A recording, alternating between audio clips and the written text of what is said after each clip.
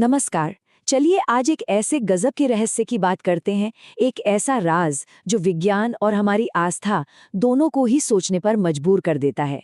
जरा सोचिए, एक जगह है जो समंदर से आप जानते हैं सैकड़ों किलोमीटर दूर है, और वहां बीचों बीच एक तालाब है जिसका पानी बिल्कुल समंदर जैसा खारा है ना। अजीब बात, ये कैसे मुमकिन है? बस यही सवाल हमें खींच कर ले जाता है छत्तीसगढ़ के एक बहुत ही गहरे अनसुलझे रहस्य तक, जिसका नाम है समुदलाई। तो चलिए इस मिस्ट्री में और गहराई तक उतरते हैं। हम बात कर रहे हैं समुदेलाई कुंड की। नाम ही सुनकर देखिए, समुदेलाई मतलब समुद्र वाली तलाई या समुद्र वाला तालाब। नाम ही अपने आप में पूरी कहानी बयां कर देता है। अब देखिए, समुदलाई की कुछ बातें हैं जो इसे सच में बहुत मिस्टीरियस बना देती हैं। पहली बात, ये एक नेचुरल तालाब है। दूसरी, इसका पानी खारा है। तीसरी, इसकी असली गहराई आज तक कोई नहीं जान पाया। और सबसे सबसे हैरान करने वाली बात, चाहे कितनी भी भयंकर गर्मी पड़ जाए, ये कभी नहीं सूखता, कभी नहीं। और ये जगह है कहाँ? ये है छत्तीसगढ़ के गुरेला पेंड्रा मरवाही जिले में। मैप पर अगर देखें तो साफ पता चलता है कि इंडिया के किसी भी कोस्ट लाइन से, किसी भी समुद्र तट से ये कितनी कितनी दूर है। और फिर भी ऐसा लगता है जैसे समुद्र का एक छोटा सा टुकड़ा किसी ने उठाकर यहाँ रख दिया हो। तो भाई, इस पहेली का एक जवाब मिलता है हमारी पुरानी कहानियों में, हमारी पौराणिक कथाओं में। तो चलिए थोड़ा टाइम में पीछे चलते हैं, सीधा महाभारत के जमाने में। वहां के जो लोग हैं ना, उनका पक्का विश्वास है कि ये कुंड तब बना था जब पांडव अपने वनवास में थे। कहते हैं कि महाबली भीम ने अपनी गदा से एक ही बार जमीन पर मारा और बस ये कुंड बन गया। ये सिर्फ एक कहानी नहीं है, बल्कि पीढ़ियों से चली आ रही एक जीती जागती आस्था है जो इस जगह को बहुत पवित्र बना देती है। ठीक है, ये तो हुई आस्था की बात, लेकिन क्या इसका कोई साइंटिफिक एक्सप्लेनेशन भी हो सकता है? यहीं से कहानी में एक जबरदस्त ट्विस्ट आता है। अब हम कहानियों से निकलकर सीधा स्पेस की तरफ जा रहे हैं, ब्रह्मांड की ओर। तो साइंस में एक टर्म है क्रेटर लेक।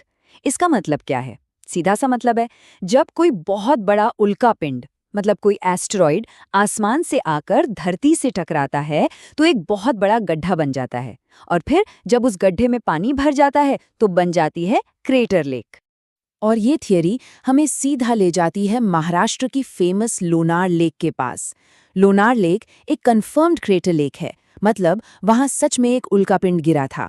और कमाल की बात यह है कि उसकी भी कुछ प्रॉपर्टीज समुदलाई से मिलती जुलती हैं। तो सवाल ये उठता है, क्या समुदलाई भी हजारों साल पहले आसमान से आए किसी मेहमान की देन है? तो एक तरफ है कहानियां, दूसरी तरफ है साइंस। लेकिन इन दोनों के बीच कुछ सवाल हैं जो आज भी वैसे के वैसे ही हैं, जिनका जवाब किसी के पास नहीं। और सच कहूं तो यही अनसुलझे रहस्य इस जगह को इतना इतना दिलचस्प बनाते हैं। और इनमें सबसे बड़ा सवाल है, ये कुंड आखिर गहरा कितना है? सालों से न जाने कितनी कोशिशें हुई हैं इसे नापने की, पर आज तक कोई भी इसके तल तक नहीं पहुंच पाया है। सोचिए जरा, ये कितना गहरा हो सकता है? जवाब सिर्फ एक शब्द में है, अज्ञात, अननोन।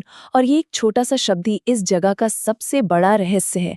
मतलब दशकों से कोशिशें हो रही हैं, पंप लगाकर इसका पानी निकालने की भी कोशिश की गई, लेकिन सब फेल। ऐसा लगता है मानो इसका कोई बॉटम है ही नहीं। और यही बात इस कुंड के रहस्य को और भी ज्यादा गहरा बना देती है। और देखिए, जहां इतना रहस्य हो वहां आस्था तो जुड़ी जाती है। पीढ़ियों से लोगों का ये मानना है कि इसके पानी में हीलिंग प्रॉपर्टीज हैं, औषधीय गुण हैं। लोग मानते हैं कि इसमें नहाने से स्किन की बीमारियां, त्वचा के रोग ठीक हो जाते हैं। और ये सिर्फ कोई विश्वास नहीं, ये एक परंपरा है जो आज भी दूर दूर से लोगों को यहाँ खींच लाती है।